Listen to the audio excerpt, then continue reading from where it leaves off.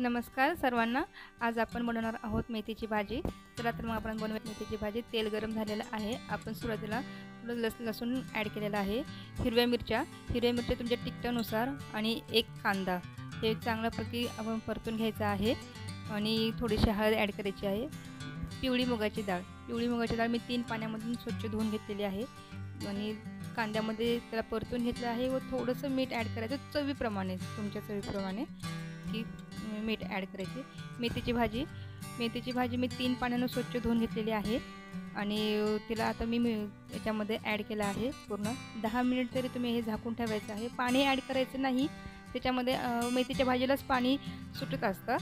आणि 10 मिनिट झाल्यानंतर बघा, मुगाची डाळ आणि मेथीची भाजी दोन्हीही एकजीव मिक्स करून घ्यायचे आहेत। त्याला हलवतच राहायचं, एकजीव करत म्हणजे एकत्र त्याला आणायचं आणि झाल्यानंतर पुन्हा परत 5 ते 10 मिनिटासाठी त्याला झाकून ठेवायचं आहे। तशी तर आपली मेथीची भाजी तयारच आहे, जी तयार झालेलीच आहे।